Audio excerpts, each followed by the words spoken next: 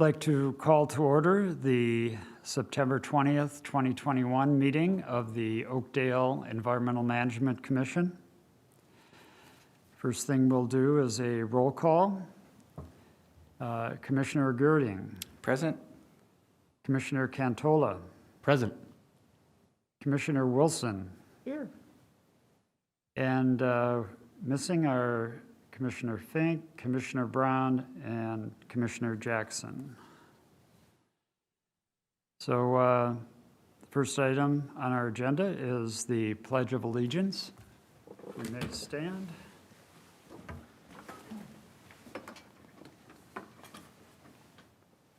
I pledge allegiance to the flag of the United States of America and to the republic for which it stands, one nation, under God, indivisible, with liberty and justice for all.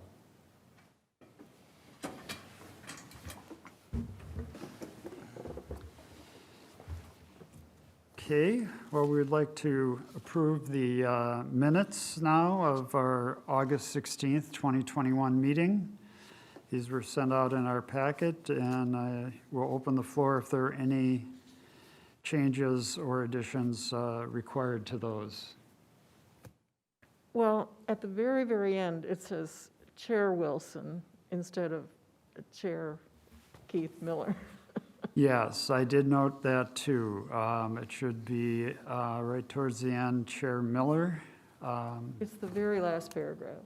Yeah, so, yeah, I went Chair Wilson, then it said he, and so, great, yeah, I caught that. All right, all in favor of approval of the meeting minutes with that change, say aye. Aye. Aye. Opposed? Meeting minutes are approved. The next item on our agenda is the prioritization of EV-ready zoning and subdivision ordinances. And Shannon Reidlinger has prepared us with some information on amendments that could be done to ordinances and looking at how we may want to prioritize those. So Shannon, I think I'll let you lead us in looking at that table and discussing this. Excellent, thank you. All right, so this entire conversation stems from the EV-ready community report that was shared with the EMC back in May. You'll see here in the memo that it notes that there were a number of priority action items that the EMC voted on at that May meeting. We covered one of those priority action items at our last meeting in August related to a fleet opportunity assessment. This particular meeting is to talk through potential planning and zoning amendments, as that was another priority action item that the EMC had indicated was important during the report out in May. And the reason why I wanted to make sure that we had a conversation about prioritization is that the City Council will be receiving the EV-ready community study at some point in the next few weeks. And so if they have a good sense for what the EMC feels like the priority items are when it comes to planning and zoning amendments, I think that helps them sort of navigate the conversation and see where we should be focusing our attentions first. So this table, I do want to stress, and I think everyone understands, includes quite a few suggested ordinance amendments. All of these suggestions come from a compilation by the Great Plains Institute. So it reflects a number of things that cities around the country have already done to incorporate EV language into their planning and zoning ordinances. It's probably not an exhaustive list, but it is pretty comprehensive. And, you know, in an ideal world, maybe we would have the opportunity to enact everything listed here in Oakdale, but that might not be the case. So it could be that we need a little bit more prioritization to kind of focus the conversation here. So that's what I want to accomplish with you all today. You'll see in the table we have a few sort of buckets of suggested ordinance amendments. The first bucket is land use, so that has to do with designating where in Oakdale charging equipment is allowed. not just from a private perspective, but also publicly, where might charging stations be allowed to be installed. So that mostly just deals with classifying accessory use. The next bucket of potential amendments has to do with development and construction. So think of all these amendments as things that the ordinances do to lay the groundwork for installing charging stations in the future. Especially at the time of construction, it's really helpful to be able to have the sort of charging equipment and lay all the connectivity that you need in order to install charging stations later on down the road. So every one of these suggested amendments in this particular bucket has to do with laying that foundation, making the development ready for charging in the future. Not necessarily providing guidance on what charging stations should look like today. That is more of the third bucket, the design and parking standards bucket. So that has to do with requirements or recommendations for actual installation of charging equipment. So you're talking about parking spaces, equipment design standards, minimums when it comes to some of these things. Here, that it's a lot about if we have an entity that already wants to install a charging station, how do we make sure that the ordinances reflect the requirements or recommendations for actually getting that charging station installed? The language here is also kind of necessary. We can either make some of these ordinance amendments, like I said, requirements. So we're saying that if you do want to install a charging station, you're required to do specific things, or recommendations, kind of encouraging the use of these tools without providing specific standards that they have to meet. So there's a lot of flexibility in what these ordinances changes actually look like at the end of the day. But again, this last bucket is about the actual installation of the charging equipment itself. So I wanted to, having gone through that at a very high level of the table, I wanted to open the floor to you all to get your feedback on if we had to choose some of these things to really start with as far as priority action items is concerned. Where would we want to focus our attention and energy? Again, knowing that you are living in Oakdale, you are residents yourselves, and you probably have a better sense for where our time is best used. Could I have a clarification on what an ordinance amendment is? Yeah, so we already have planning and zoning ordinances in place. Amending them to include EV language just provides more clarity around some of these things. So we're not going to necessarily, well, I say that without knowing that. It's less likely that we would introduce an entirely new ordinance to our code book, and more just that we would change the language of an existing ordinance. Okay, good.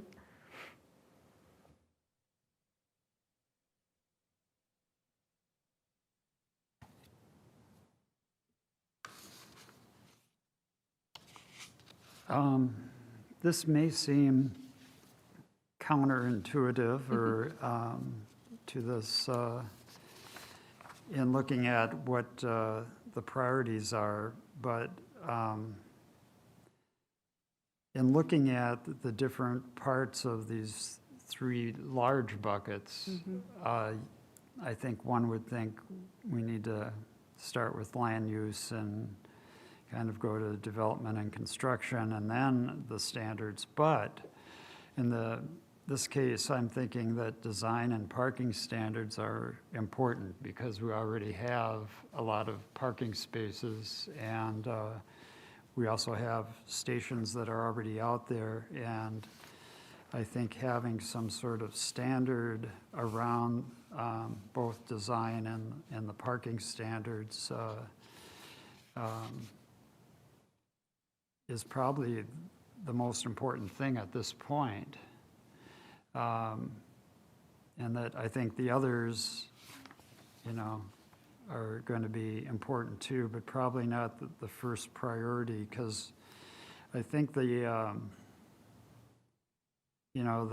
capacity minimum parking requirements and things like that, and protections so that people can get to parking stations that are available today and that we don't have other people parking there, and what is the penalty or the restrictions for people parking in EV spots when they don't have an EV.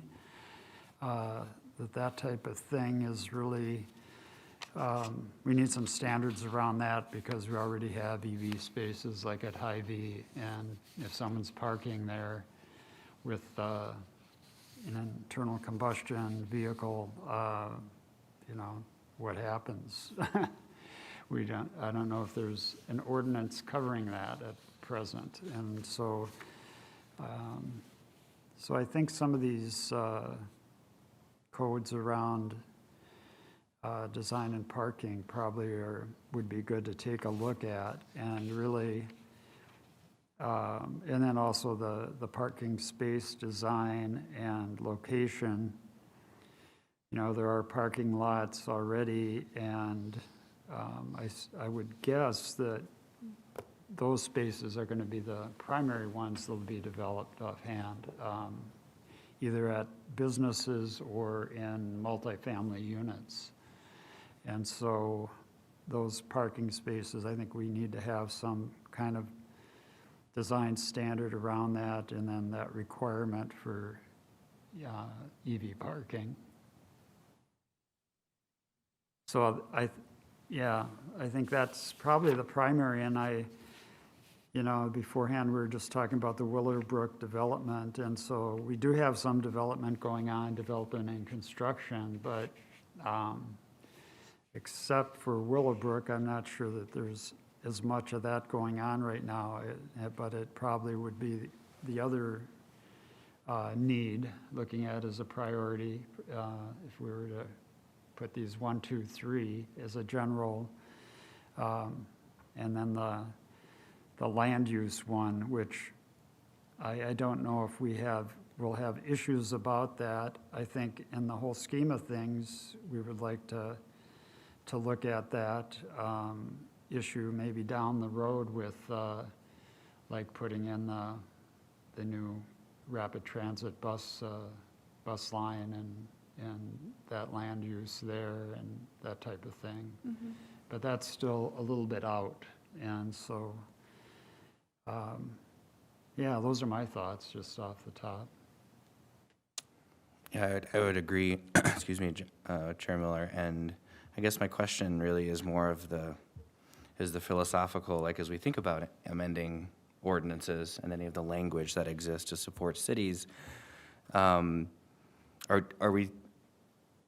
is the ask of this commission to think about this in an either-or setting in terms of existing things that, to Chair Miller's point about things that we should look at now or new construction, or are we thinking about all these ordinances together, or like how should we be helping you and the city prioritize all of this, and through what lens, I guess? Yeah, I mean, I think, again, ideally they all do go together. So everything sort of exists to make sure that current and future EV installation is a possibility in the city. That said, we create this report. It has all of these great goals in it that line up with a comprehensive plan, and then we present it. And not everything in the report may be something that we can take advantage of right away. And so the purpose of this conversation, the ask really is to make sure I understand when I'm going back to City Council to say, here's what the commission is supporting, where those priority items are when it comes to ordinance amendments. Got it. Does Thanks. that Yeah, that's cleaner. clarify a little bit more? Yep. Yeah, Thank so you. it's not, Yeah. ideally it's not an or, but realistically, where Yeah. should we start Right. to make some headway? No, thank you for the clarification. The way that a lot of these are worded is like to facilitate something new, in concept of something new, or to help Yes. support this new idea. So thank you for Yeah. reframing it. Mm-hmm. I have a question about the design aspect of what Chairman Miller is suggesting. Do we have someone on the city staff who would be intimately involved in that design process? Yes. So we have a consulting firm who's helping us work through planning and zoning for the next couple of months while we have some staff transition happening here. And so those individuals I will be working with them specifically to say, here's what we'd like to do. I have less expertise in this area. I'm not a planner by trade. It's not my educational background. And so help me understand what the language needs to look like. I will probably do some research on my own to see what peer cities have done in their own ordinances, because I know that there are a number of suburbs in the Twin Cities who have already started this work and have passed things through, have facilitated ordinance amendments all the way through the process. So there's some precedent there, but we do have experts on staff who will help us. And there must be standards for like parking space size for EV access or something like that. Yep. Yeah. And that's where it's really helpful that we have institutes like the Great Plains Institute who have already compiled all of this stuff already for us to give us a sense for language direction. And I know that before she left the city of Oakdale, Jen, my predecessor, she made some edits to the ordinances that we already have. So she has also kind of provided her guidance on what that could potentially look like.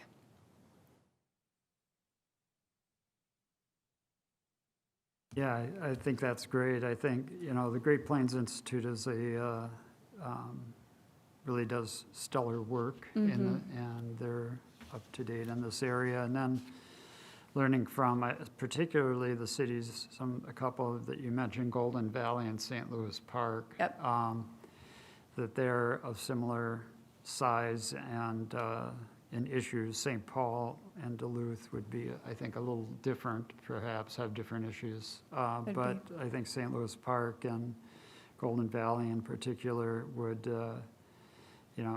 be good examples. And I know St. Louis Park in other areas, I don't know what they're doing here, but in other areas, they've produced some really good work that have been used by other cities around in the metro area. So.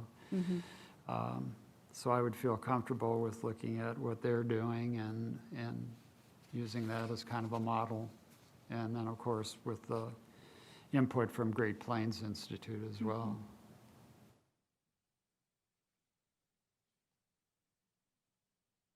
Is there a deadline for writing this amendment? I don't know. I'm going to learn, though. Okay.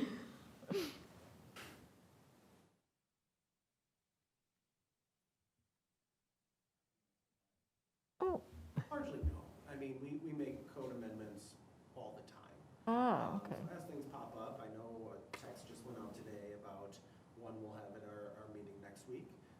So there's no date, deadline that all of these have to be completed. It's just as they come up. Oh, okay, good. Thank you.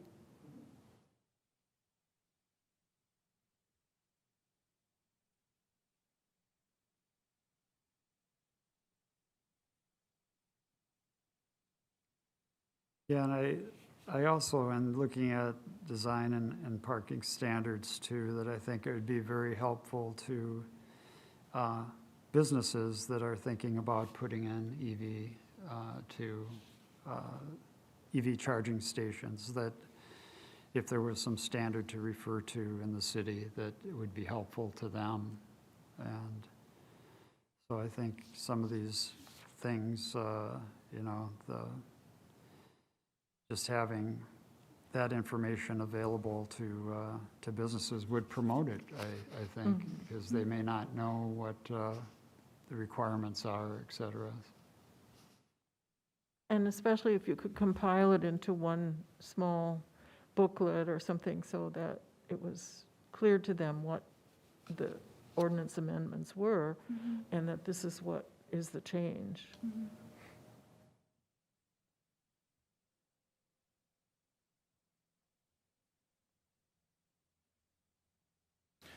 Spanning like all three, or these are three big categories, right? With Yeah. land use, yeah.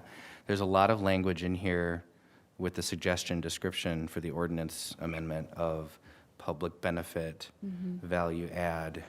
So do you anticipate, once this gets to a certain recommendation or point, any barriers to moving any one of these ordinances forward that we may suggest? And would Great Plains have talking points, or other cities have talking points, so that we know that we weren't alone in trailblazing, basically? Yeah, I think from my understanding of this process, which again is a little bit limited, I think that one of our biggest barriers will just be around language. So, you know, language can specify requirements, which is more, if you think about like the carrot and the stick, those requirements come off as more like a stick versus recommendation comes off as more of a carrot. Yeah, So, right. you know, I think that we have to clarify as a city what it is that we're trying to encourage versus enforce. So I think that that is going to potentially be a barrier when we're considering these amendments, what kind of language it is that we're using. And that's where I would lean on the expertise of the consultants that we have and just the individuals in the city who do work intimately with the ordinances and code enforcement and everything else to make sure that when we're incorporating these edits into our ordinances as they are today, that it sticks with the spirit of what we're trying to do from a planning perspective in the city. That's great. Thanks.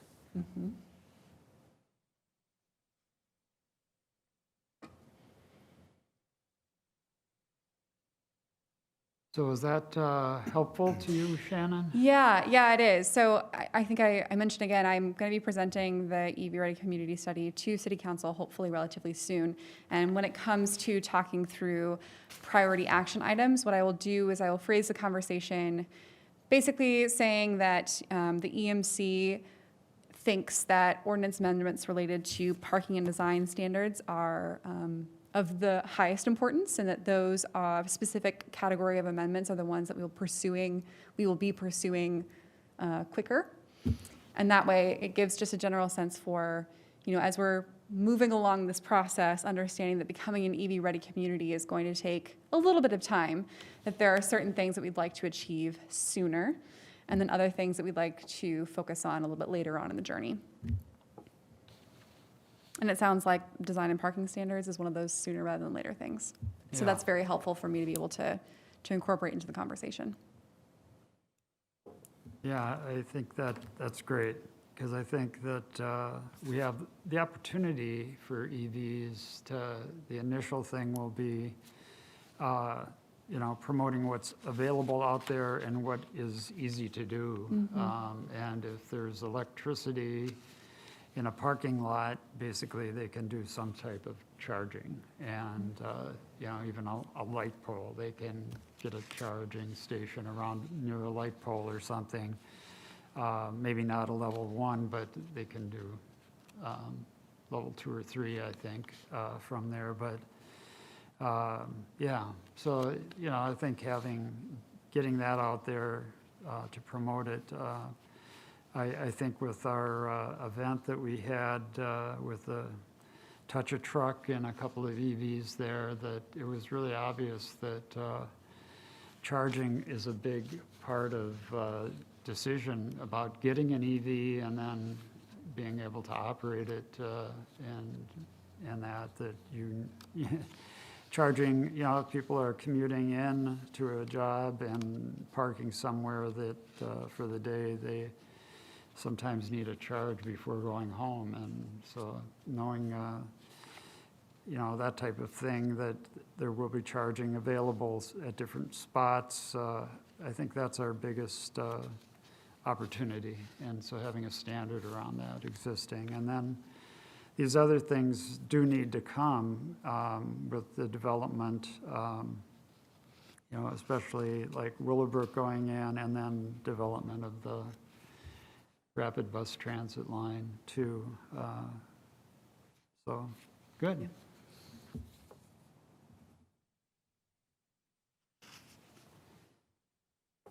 All right. Before we stop here, I just want to make sure council members or commission members, you're fine with moving along? Okay. Yeah. Thank you.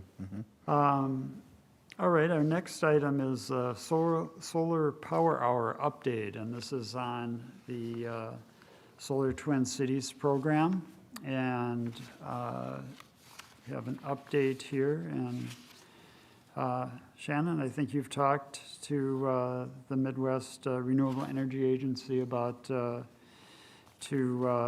about having Oakdale hosting a power hour. So looks like we have some potential dates. Yes, yeah. So we had some limited capacity to do communications over the past couple of weeks about this, but we are back on track and we are posting all of the information that we have for our residents about the Solar Power Hour and just the Solar Group I in general. So we have included a little blurb about it in the Oakdale Update newsletter that people should be getting fairly soon. There's some sort of a message on the electronic signage board out in front of City Hall, so there's information about that. And then we also did create a couple of Facebook events, I think one at least, and hopefully soon a couple of more, just with the Zoom link for all these information sessions so that people can attend. I did ask the MREA whether or not Oakdale still had the possibility of hosting any one of these sessions, and I kind of in particular asked about September 29th, just because it's a little bit later in the evening and hopefully wouldn't conflict too much with work schedules for you all in case you wanted to jump in and share your 2 cents. And any one of these dates is still available. And since we have now begun to advertise them, hopefully we would get at least a few people showing up to the Zoom meetings as well. So like I said, if the commission is still available to hop in for a few minutes at the very beginning on any one of these dates, then that potential still exists. Yeah, I think the September 29th, it works for me. I don't know if it works for others, but It does, but who's going to share their personal experience? That's just a suggestion It does of say what you can and talk or. about. Yeah. So, Yeah, so you can really discuss anything. I mean, I think that, at least from a personal experience standpoint, since we have solar panels on City Hall, that's thinking about it a little bit less literally, but it's still kind of a personal experience for the city. So we can talk a little bit about that. I think the goal, though, is just to have representation from the EMC to say that we support this particular group buy. We think it's a good opportunity for residents in Oakdale, and here's more information, and then your job is done. Oh, okay. good for the 29th as well. Cool. Yep.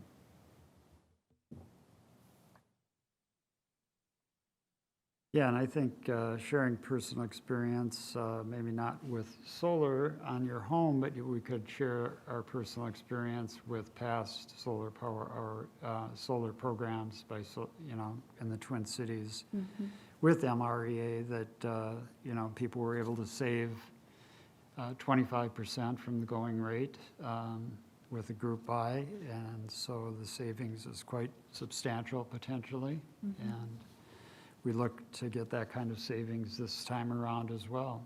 So I think people knowing that and experience with the program, also experience with the installer, True North Solar. They were part of both the first Solar Twin Cities program and the second, and so they have experience installing in our city and in the Twin Cities quite extensively. So those are some things we could share as well. And who is the audience? Will there be people on the Zoom call that are contemplating putting in solar? Yeah, probably, and from anywhere. So the Zoom meeting is open to anyone in the Twin Cities. I think the hope is that if we post that the EMC in particular is going to co-host one of the Zoom meetings, that hopefully some Oakdale residents will be more highly represented in that particular Zoom meeting, but it's open to anyone who's interested. Okay.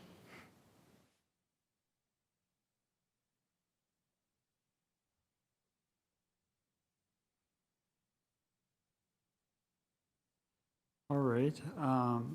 So Shannon, you'll get back to them about the 29th? Yeah, and I already told them that I Okay, felt like that was great. probably going to be the best option, so they've got us down for that, but I will confirm with them. Great. And, yeah, I think this has been a great program in the past, and looking forward to, getting Oakdale and other cities as well to participate, because the more that participate, the bigger the discount. So I hope they meet the maximum number for a reduction, the maximum reduction. All right, that's great. So we've got the solar power hour now, some dates here, and hopefully we'll get some people from Oakdale who are out on the call, and we'll have the dates available for the other calls, the other Zoom meetings if you're not available on the 29th. Next is the editorial calendar. And are there any comments, just opening it up to the commissioners? Any comments on the editorial calendar coming up here for either with September, October?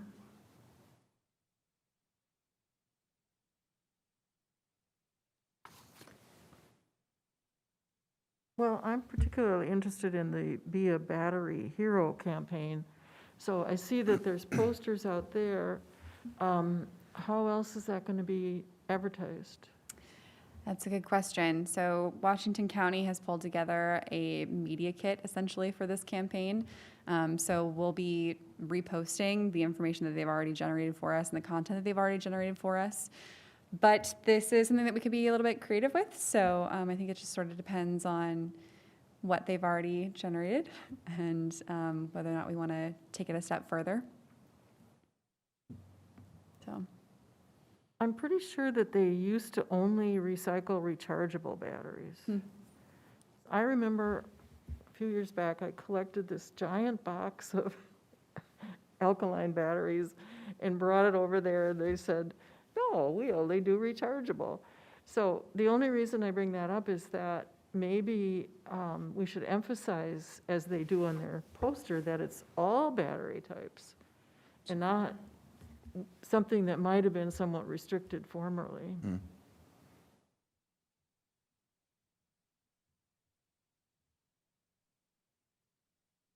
I will make a note to clarify.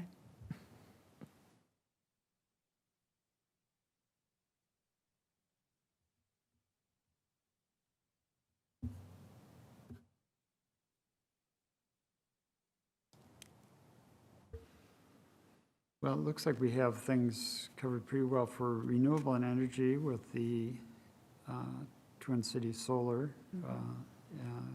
program, the Grow Solar Twin Cities. And also, I think that if we can get some postings prepared for Energy Month, that, that we look at energy conservation. I think that's good, especially going into winter. Different things people can do to conserve on energy over the winter months,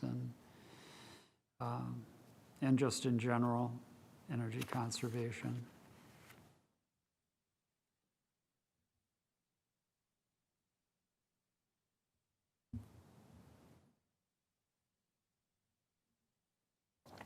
Can I ask a question of what is National Solar Tour?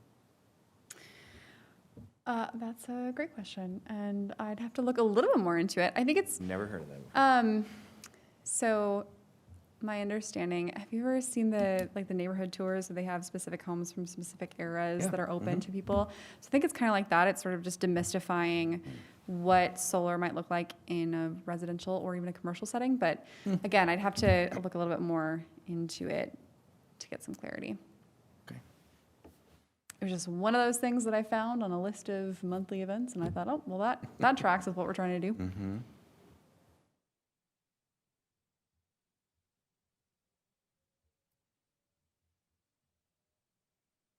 And Excel Energy still does those home energy squad analyses, don't they? Mm-hmm. Yeah, last year they had put out it was a campaign of sorts, like a contest. They wanted different cities to see how many home energy squad visits they could individually schedule. And Oakdale was part of that, but it was sort of difficult to do because of COVID, and you're talking about having people in your home versus virtual and whatever. So I don't know exactly how that landed last year. This year, I think it might just be more about providing information for what a home energy squad edit could look like, as opposed to doing the competition. But yeah, they are still doing them.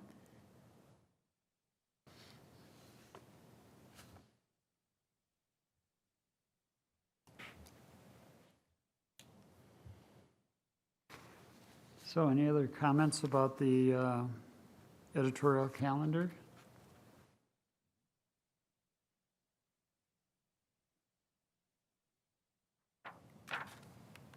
And it seems that we are still able to keep this editorial calendar going with this current situation? Yeah, great. It's going to be me mostly, so for now at least. Yeah.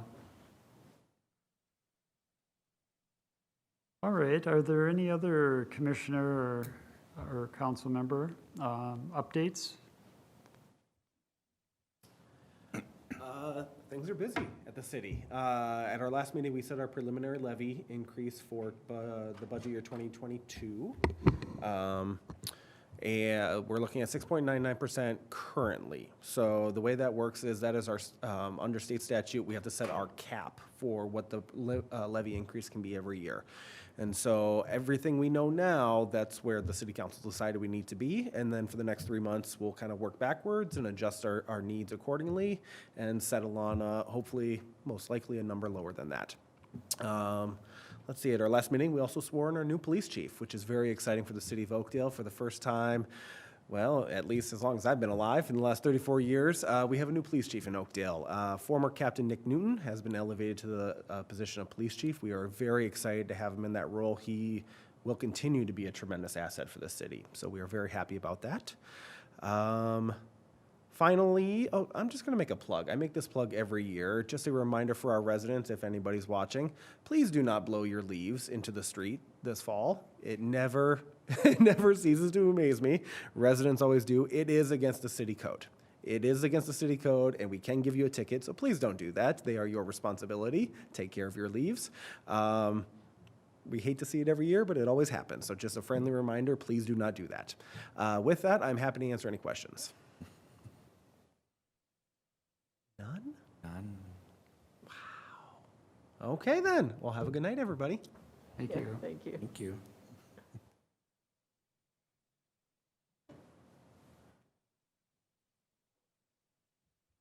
Well, Councilmember Zabels, thank you for the last plug for the leaves. I think that's another thing that needs to be stressed probably through our editorial calendar and social media and that, just all those fall things like not blowing your leaves, keeping the drains clear of leaves, the storm drains clear of leaves and other debris, and all those types of things. If you're keeping weed and feed, sweeping it up afterwards off sidewalks and driveways so it doesn't, again, get washed down into the storm drains and things like that that are just some people forget about and or don't think of that as they're doing some fall lawn work or taking care of their leaves. So I think all those types of tips along those lines will help in keeping things out of the storm sewer and creating problems. I would echo that. Thank you, Councilman. And, that you basically took a card right from the Adopt a Drain program is what you're doing. Like, it's like you read the sign. So rake up, sweep up. It's not hard. I'm curious about that, actually. So in the context of editorial calendar, so as not to reinvent the wheel, and and take more time creating content. Is there a policy or an opportunity for the city to cross-promote if another agency or partner talks about Adopt a Drain or talks about something that the city is actively involved in? And is there a way to just share that instead of creating a whole other post and talking about it? Yeah. Okay. Yeah, absolutely. If there is content that's already out there, we can just very easily reshare it or retweet it or whatever it is that we're Because Adopt a doing. Drain is going crazy this month. Is it? Yeah, FYI. Good to know. Well, that's helpful because we already have a little blurb in the Oakdale update along with the solar group buy. We have a couple pictures of our very own Commissioner Wilson cleaning up a drain in the park. So there's content already generated from us specifically, but Yeah. resharing for sure is just the easiest way to get something out there. Okay. Cool. Because you are a party of one right now. Correct. Yes. Anything else from our commissioners tonight?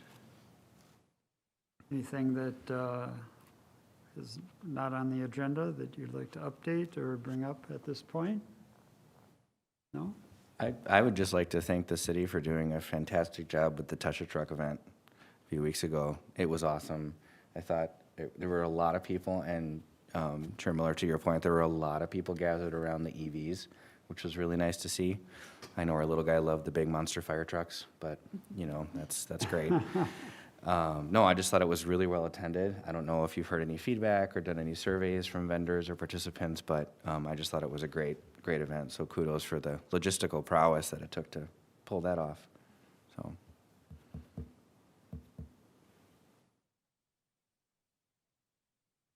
Great. Well, if there are no other additional updates, I would like to point out that our next meeting is on Monday, October 18th. And with that, I would look for a motion to adjourn. I move we adjourn. Do I hear a second? Second. All right, all in favor of adjourning our September 20th, 2021 meeting of the Oakdale Environmental Management Commission, say aye. Aye. Aye. Aye. Opposed? Meeting adjourned. Thank you.